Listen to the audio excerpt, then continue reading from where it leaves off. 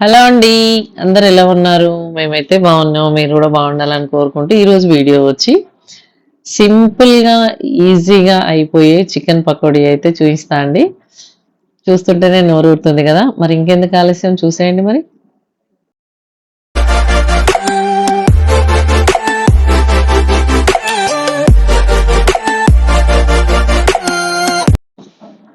ఈ చికెన్ పకోడీ తింటున్నా కొద్దీ తినాలనిపిస్తుంటుందండి నిజంగా. ఎందుకంటే ఒక కేజీ చికెన్ పకోడీ చేసినా గానీ ఒక నలుగురికైతే మంచిగా కంఫర్ట్‌గా సరిపోతుందండి. ఎందుకంటే పకోడీ కదా! ఎక్కువగా తినేసేస్తాం.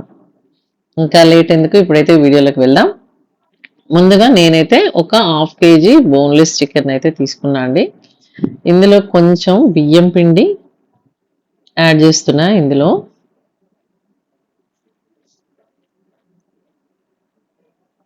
మన ఇష్టం అండి. కార్న్ ఫ్లోర్ అయినా యాడ్ చేసుకోవచ్చు. నేనైతే బియ్యం పిండి, శనగ పిండినైతే యాడ్ చేస్తున్నా. మరి ఇంకేమీ పిండిలు కలపట్లేదు ఇందులో. ఓన్లీ బియ్యం పిండి, శనగ పిండి మాత్రమే తీసుకున్నాను నేను.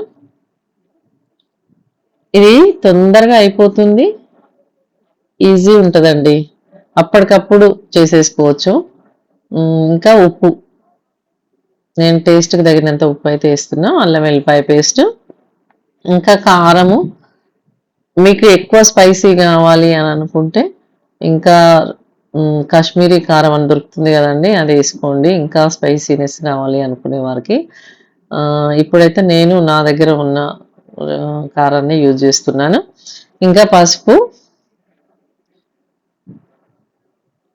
గరం మసాలా ఇందులో ఏమేమి ఉన్నాయంటే యాలకులు, లవంగాలు, దాల్చిన చెక్క, మిరియాలు గూడా కలిపి మిక్స్ చేసినా అండి నేను. అదే పౌడర్‌నైతే ఇప్పుడు ఇందులో వేసేసాను.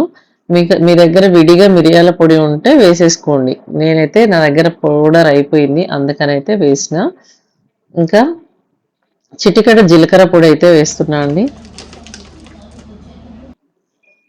ఇందులోనే కొన్ని జీడిపప్పులు గూడా యాడ్ చేస్తున్నా నేను. జీడిపప్పులు గూడా మధ్య మధ్యలో పప్పుల్లాగా తగులుతుంటే చాలా టేస్టీగా ఉంటది. అందుకని జీడిపప్పు గూడా యాడ్ చేస్తున్నాను. ఇలా మంచిగా కలిపేసుకోవాలండి. ఇంకా కారం అయితే నాకు తక్కువనే పడింది. కొంచెం యాడ్ చేసుకుంటాను నేను. మీరు ఫుడ్ కలర్ ఏమైనా వాడితే ఇంకా చూడ్డానికి చక్కగా ఉంటుంది. నేనిక్కడ ఎలాంటి ఫుడ్ కలర్ అయితే యూజ్ చేయట్లేదండి.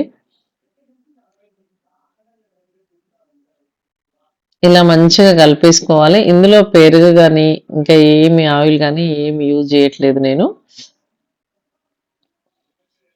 పకోడీ అంటే కొంచెం ఇట్లా ఉంటేనే బాగొస్తుంది క్రిస్పీగా. ఇంకా అవన్నీ యాడ్ చేస్తే మెత్తగా అయిపోతాయండి. ఆహ్, ముక్కలు క్రిస్పీగా ఉండవు. అందుకనే నేనైతే ఇలా కలిపి పక్కన పెట్టేసుకున్నాను. ఇలా ఒక 10 నిమిషాలు అలా పెట్టేసుకున్న తర్వాత ఇంకా కొంచెం కారం యాడ్ చేసుకొని ఇందులో ఒక నిమ్మకాయ గూడా పిండేసుకుంటున్నా అండి. హాఫ్ చెక్క. మరీ ఎక్కువ గాదు.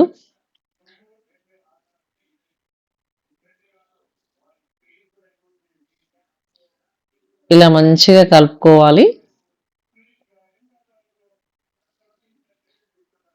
ఇలా అంతా మంచిగా కలుపుకున్నాంక ఇంకా మనము ఇందులో ఇంకేమైనా పల్లీలు కావాలంటే గూడా యాడ్ చేసుకోవచ్చండి. ఎందుకంటే పల్లీలు జీడిపప్పు బదులు పల్లీలు గూడా యాడ్ చేసుకోవచ్చు. బావుంటుంది. నేను ఇప్పుడైతే జీడిపప్పుని యాడ్ చేసిన. ఇప్పుడు నూనె అయితే స్టవ్ మీద పెట్టినా అండి. ఆయిల్ వేడయింది. ఇలా ఆయిల్ అయితే హీట్ ఎక్కిందండి. అది మరీ హై హీట్‌లో ఉండొద్దండి ఆయిలు. మీడియం హీట్ వచ్చాకనే ఈ పకోడీ అనేది బాగా కాలుతుంది. మరీ హీట్ ఎక్కువున్నప్పుడు లోపల ఉడకదు.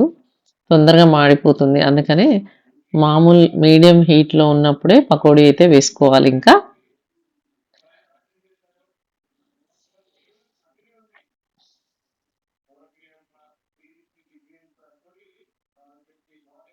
ఇలా ఆయిల్ వేడెక్కిన తర్వాత నేనైతే కొంచెమే ఆయిల్ ఏసానండి. ఎందుకంటే మరీ ఎక్కువ ఆయిల్ అదంతా వేస్ట్ అయిపోతుంది గదా!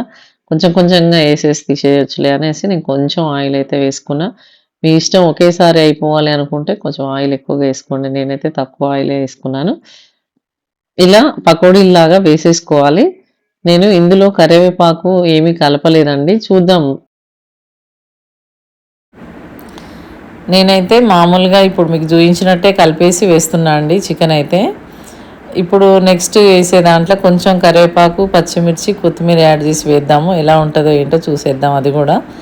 ఎందుకంటే నేను కూడా ఇంతకుముందు అలా ఎప్పుడు వేయలేదు. నార్మల్గా అయితే ఇలానే వేస్తాను నేను. అలా కూడా కొంచెం వేసి చూద్దాం ఎలా ఉంటుందో ఏంటో. నేనైతే ఎలాంటి ఫుడ్ కలర్ అయితే యూజ్ చేయలేదండి ఇందులో. ఎందుకంటే నాకు అంత ఇష్టం లేదు ఫుడ్ కలర్ వాడడం. మీకు ఇంకా బాగా కనపడాలి చికెన్ కలర్ అదంతా అంటే మీరు ఫుడ్ కలర్ యాడ్ చేసుకోవచ్చు, నో ప్రాబ్లం. ఇలా మంచిగా కలుపుతూ ఫ్రై చేసుకోవాలండి. వేసిన వెంటనే కలపకూడదు. ఒక 2 సెకండ్స్ అయిన తర్వాత కలిపేస్తే కొంచెం ముక్కకు ముక్క అంటుకోకుండా ఉంటుంది, మంచిగా ఫ్రై అవుతాయి.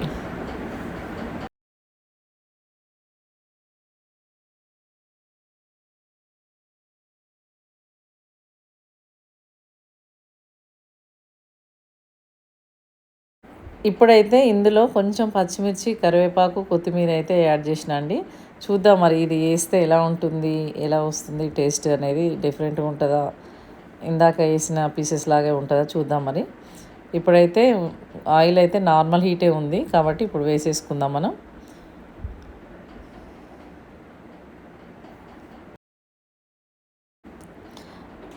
కరివేపాకు వేయడం వల్ల చిటపటా చిటపటా అంటుందండి. అది ఆ కరివేపాకు కూడా అందులో ఊడిపోతుంది కాబట్టి వేయకపోవడమే మంచిది అనుకుంటా. దానికి పట్టుకోవడం తక్కువ, ఊడిపోవడం ఎక్కువైపోయింది ఇందులో. కాబట్టి అంత వేయకపోవడమే మంచిది. ఎట్లాగూ చికెన్ ఫ్రై అయిపోయిన తర్వాత కొంచెం కరివేపాకు, పచ్చిమిర్చిని అయితే ఫ్రై చేసి వేసుకుంటాం కాబట్టి ఇందులో అయితే అవసరం లేదండి. ఇలా మొత్తం చికెన్ అయితే వేసేసుకుంటున్నా అండి ఇంకా నేను.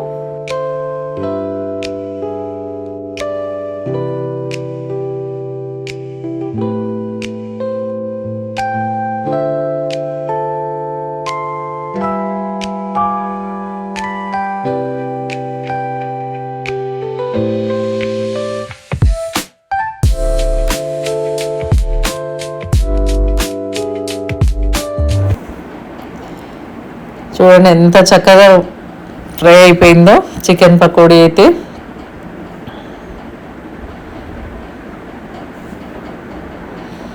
మంచి ఫ్లేవర్ అయితే వస్తుందండి. వర్షాలు పడేటప్పుడు అయితే చాలా బాగుంటుంది ఇలా చికెన్ పకోడీ తింటుంటే, మస్తు మజా ఉంటుంది. ఇప్పుడైతే ఇంకా ఇందులో కొంచెం నేనైతే కరివేపాకునైతే ఫ్రై చేసుకుంటా అండి. కొంచెం పైన చల్లుకోవడానికి కరివేపాకు బాగుంటుంది. మీ ఇష్టం ఉంటే వేయండి, లేదంటే అవసరం లేదు, అలాగైనా తినేయచ్చు.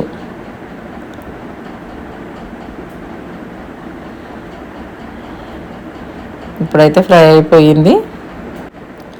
చూసారా ఎంత బాగా ఫ్రై అయిపోయిందో. ఇంతే అండి, ఈజీ, ఎంతో టేస్టీ అయిన చికెన్ పకోడీ అయితే రెడీ అయిపోయింది. అట్లానే ఇంకా చూసారు కదండి ఎంత బాగుందో చికెన్ పకోడీ అయితే. ఇంకా మీకు కనుక ఈ వీడియో నచ్చితే ఒక లైక్ ఇచ్చి కామెంట్ చేయండి. కొత్త వాళ్ళు అయితే నా ఛానల్ని సబ్స్క్రైబ్ చేసుకోండి. ఓకేనా, బాయ్.